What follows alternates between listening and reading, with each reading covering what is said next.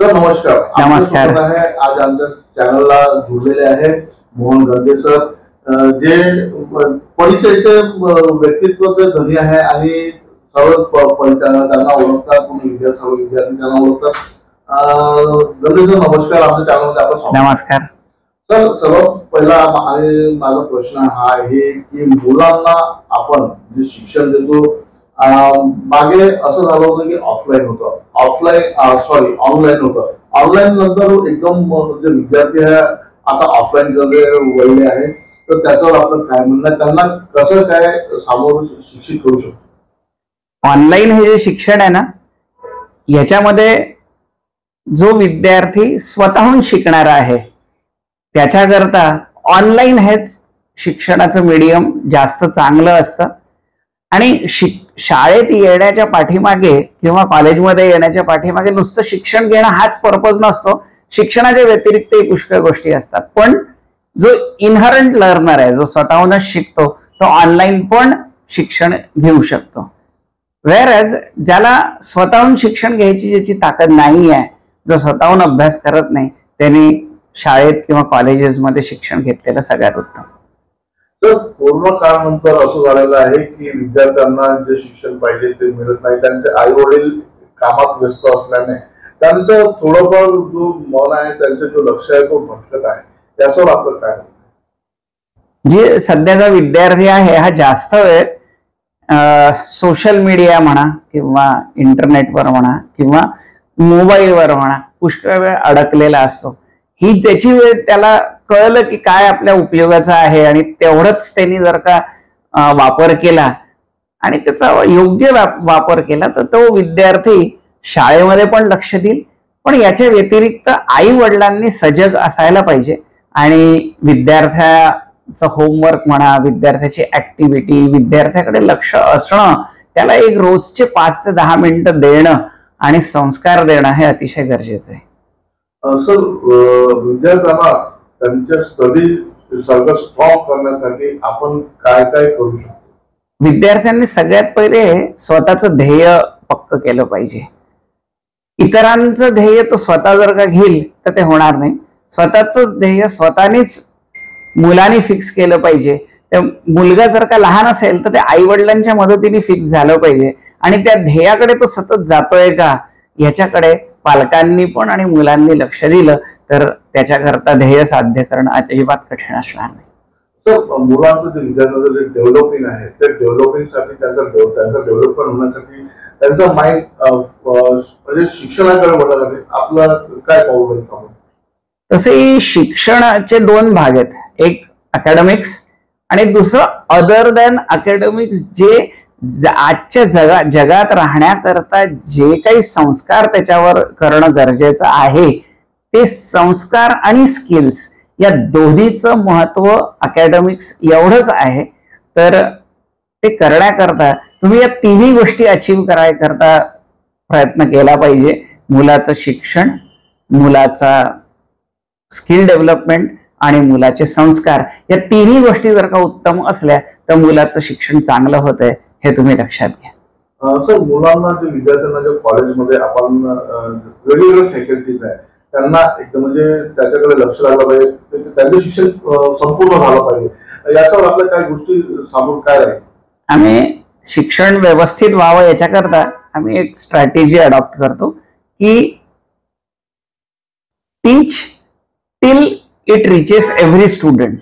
आम्ही वर्गात बसलेल्या प्रत्येक विद्यार्थ्यांपर्यंत आम्ही कसं पोहोचू शकू त्याला आम्ही पेनिट्रेशन पण म्हणतो.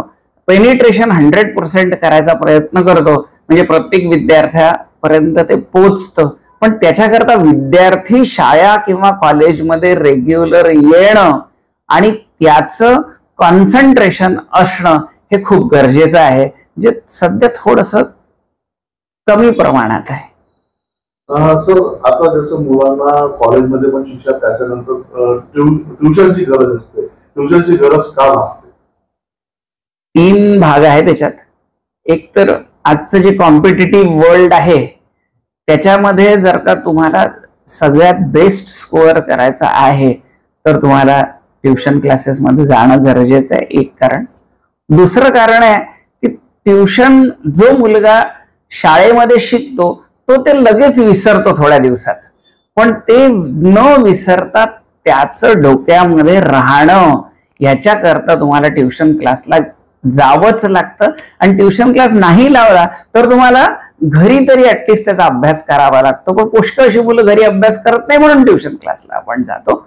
आणि नंबर 3, ट्युशन क्लासला जाण्याने कदाचित तो मुलगा त्याचा फावल्या वेळामध्ये काही इतर कामं किंवा मोबाईलमध्ये बिझी राहण्यापेक्षा ट्युशन क्लासला गेलेलं त्या मुलांनी बरं, असा माझं मत आहे. मुलांचं स्किल डेव्हलपमेंट साठी आपलं काय म्हणणं आहे? मुलाचं स्किल आणि मुलाचे संस्कार या 2 गोष्टी गरजेच्या आहे. आणि ते घेण्याकरता सरकारच्या भरपूर योजना आहेत आणि सरकार ह्याच्यावर अतिशय लक्ष ठेवून आहे. तर स्किल डेव्हलपमेंट सरकारच्या योजनांमध्ये पुष्कळ आहे.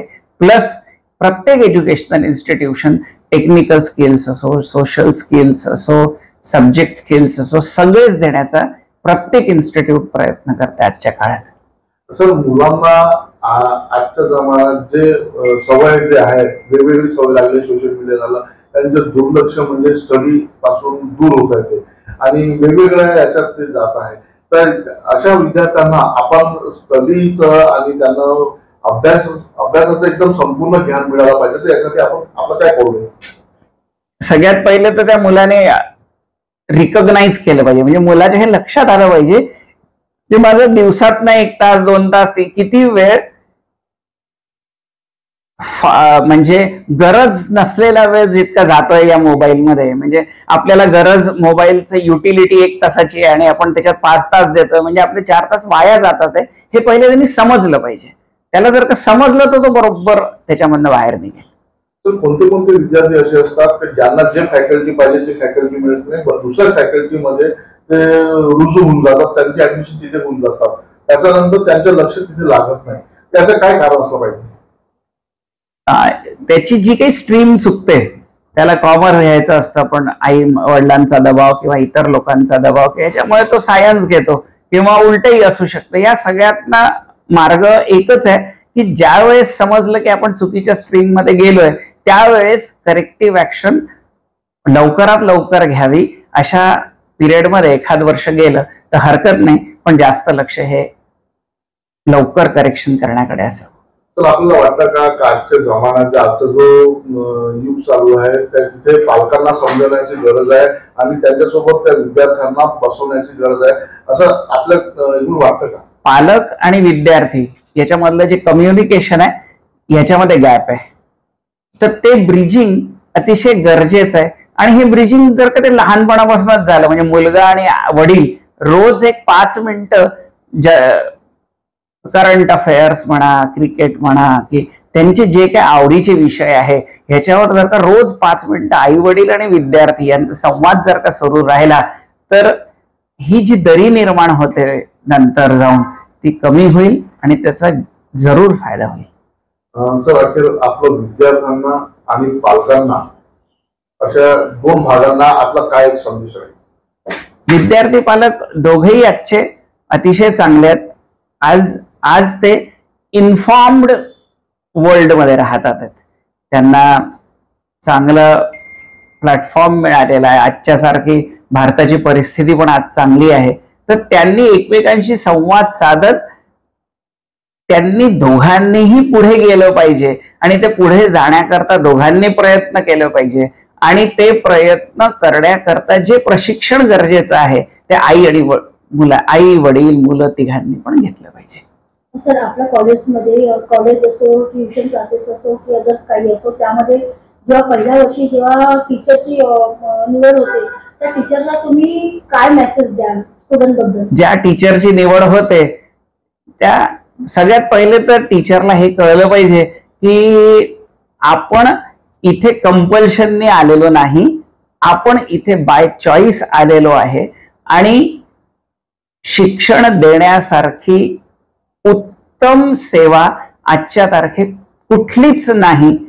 तर शिक्षकी हा सगळ्यात महत्वाचा आणि नेशन बिल्डिंग करता अतिशय गरजेचा व्यवसाय आहे. त्यामुळे प्रत्येकाने शिक्षक जेव्हा घेतो, रादर शिक्षक जेव्हा बनतो, तेव्हा आपलं ध्येय काय आहे हे फिक्स करावं आणि मग त्याच्याप्रमाणे समोर जा. सर, तुम्ही या फील्डमध्ये येताना जेव्हा जेव्हा तुम्ही वर्क केलेलं आहे सुरुवातीपासून, आपलं सगळ्यात मोठं योगदान काय राहिलेलं आहे? माझं योगदान तसं काही नाही आहे. मी प्रयत्न आपला रोज करतो बेस्ट देण्याचा, की मी माझ्याकडनं जे बेस्ट देता येईल, मग ते विद्यार्थ्यांना शिकवणं असो की टीचर्सला शिकवणं असो की अजून काही माझ्या जी काही जबाबदारी मला वाटते आणि जे माझं शारीरिक क्षमता आहे त्याच्याप्रमाणे जे पॉसिबल होतं ते सगळंच मी करतो. तर शिक्षक आणि विद्यार्थ्याच्या जोडी कशी असायला पाहिजे? शिक्षक विद्यार्थी हे मित्रत्वाचं नातं आहे. त्या मित्रत्वाच्या नात्यामध्ये काही लिमिट्स आहेत. ते लिमिट्स पार न करता मित्र आणि गुरु हे दोन्ही नातं पाळलं गेलं पाहिजे, तर विद्यार्थी खूप समोर जाईल.